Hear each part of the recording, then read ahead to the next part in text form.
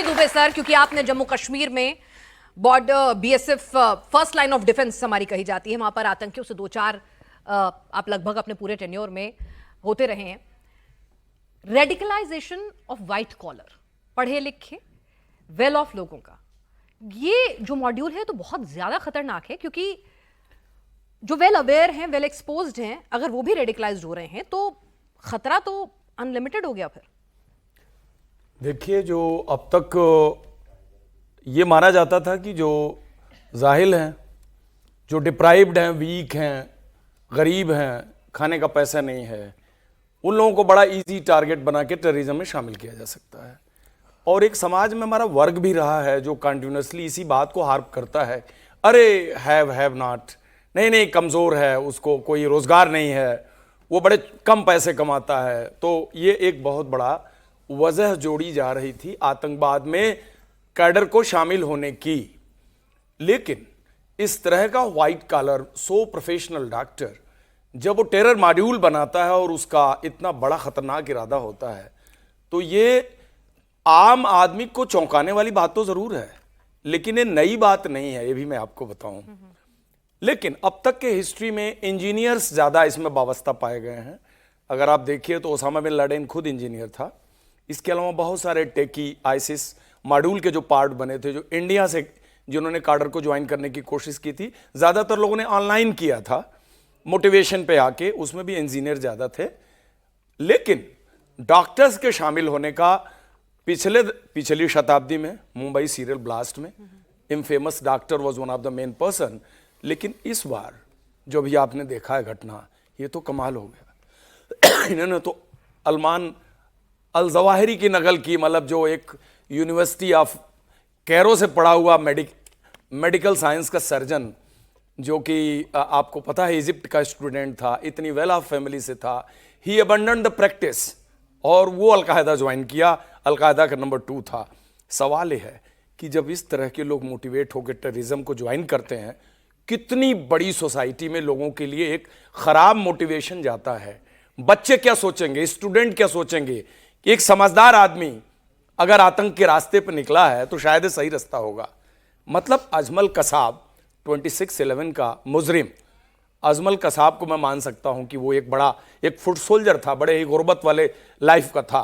लेकिन अगर इस तरह के पढ़े लिखे लोग, डॉक्टर्स का मॉड्यूल, बट कश्मीर में पहले भी चीज डिटेक्ट हुई है। खुद मैं इंजर्ड हुआ था, SMHS hospital medical college Srinagar में मुझे ले जाया गया था और मैंने कहा था नहीं, मेरी सर्जरी 92 बेस हॉस्पिटल में होगी, क्योंकि 15 दिन पहले अल उमर का 15 टेररिस्ट का मॉड्यूल उसी मेडिकल कॉलेज से मैंने ब्रेक किया था।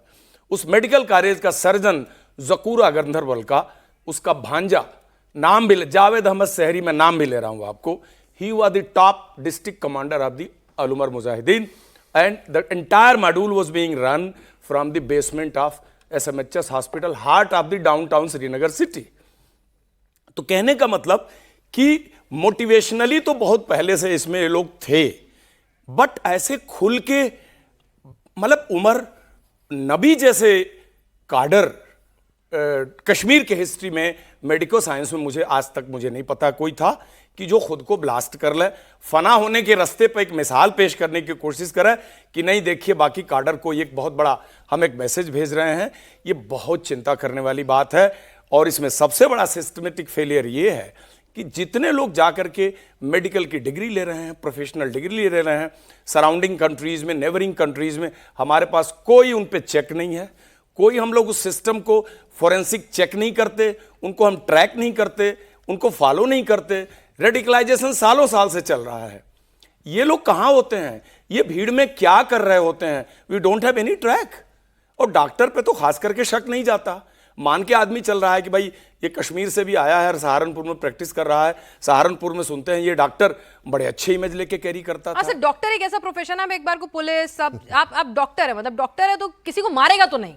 बाकी ठीक है, पैसा कमा लेगा, कुछ ये कर लेगा, बट मारेगा नहीं, ये मान के चला जाता है। हाँ। तो ये एक बड़ा ही अलार्मिंग साइन है। असाना सर, मैं आपसे भी समझना चाहूंगी, डॉक्टर शाहीन वो सबसे ज्यादा लीथल है इसमें, इन सब में सबसे ज्यादा रेडिकलाइज्ड, और सबसे बड़ी चुनौती वही है। मसूद अजहर के कहने पर वो यहां पर महिलाओं की एक पूरी की पूरी टेरर कमांड यूनिट बनाना चाहती थी। एक हिंदुस्तानी महिला, 2 बच्चों की मां इतनी रेडिकलाइज्ड हो गई और यहां पर और मुस्लिम लड़कियों को रेडिकलाइज कर रही थी। ये क्या हो रहा है? क्या थॉट प्रोसेस है और हमें पता भी नहीं चल रहा है। बिल्कुल, ये बहुत बड़ा चैलेंज है और मैं आपके माध्यम से दर्शकों को बनाना चाहूँगा कि जब भी कोई टेरर अटैक होता है या जितने भी अभी जैसे ऑपरेशन सिंदूर हुआ, जाहिर है कि हमने कई चीज़ें सीखी। अब पाकिस्तानी टेररिस्ट भी कई चीज़ें सीखते हैं। आसिफ मुनीर ने भी बहुत कुछ सीख लिया। उसने क्या सीखा, उसको अगर आप इसी जो हुआ उससे अगर मिलाएं तो मैं बताता हूँ कैसे क्या पूरी प्लानिंग बनी है। सबसे पहले उन्होंने वो सोचा कि अगर हम वहाँ से टेररिस्ट भेजते हैं और वो कुछ लोगों को मारता है तो जाहिर है कि सीधा सीधा अगला अटैक हमारे ऊपर आएगा, क्योंकि मोदी जी ने बोल दिया कि अगला टेरर अटैक का मतलब लड़ाई। तो ऐसा करो कि वहीं के आदमी पकड़ो ताकि वहाँ के लोग जब पकड़े जाएं तो वो हमला पाकिस्तान की तरफ डायरेक्ट ना हो, पहली बात।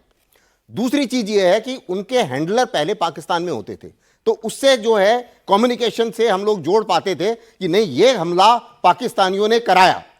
अब इन्होंने क्या करा, वो हैंडलर को भी शिफ्ट कर दिया, उसको शिफ्ट कर दिया टर्की में। अब इन सब के ये जो मॉड्यूल बना है इसके हैंडलर्स थे टर्की में। उसके बाद में जहां तक आपने जो उस महिला की बात करी, अभी उस महिला के ऊपर कोई शक नहीं जाएगा क्योंकि भारत में डॉक्टर और लेडी, उसके ऊपर कोई शक नहीं जाएगा। तो ऐसे लोगों को चुनो जिनके ऊपर शक ना जाए। तो उसको चुनने में सबसे इंपॉर्टेंट चीज क्या होती है कि इसी को हम लोग आज के जमाने में 4th जनरेशन वॉरफेयर कहते हैं। यानी कि अगर आप याद करें जो आईएस होता था और अभी भी उनके आईएसकेपी एक है संगठन जो भारत के पीछे पड़ा हुआ है और भारत में टेररिस्ट एक्टिविटी कराना चाहता है, उनका तरीका ही यही था कि इंटरनेट के ऊपर रेडिकलाइज करो। तो इंटरनेट के ऊपर रेडिकलाइज एजुकेटेड होते थे। तो यूरोप में जितने उन्होंने लोगों को रेडिकलाइज करा वो सारे के सारे पढ़े लिखे थे। उसी मुताबिक डॉक्टर्स, ऐसा नहीं है कि पहले डॉक्टर नहीं हुए। जवाहरी का एग्जांपल मेरे को पैनलिस्ट ने दिया।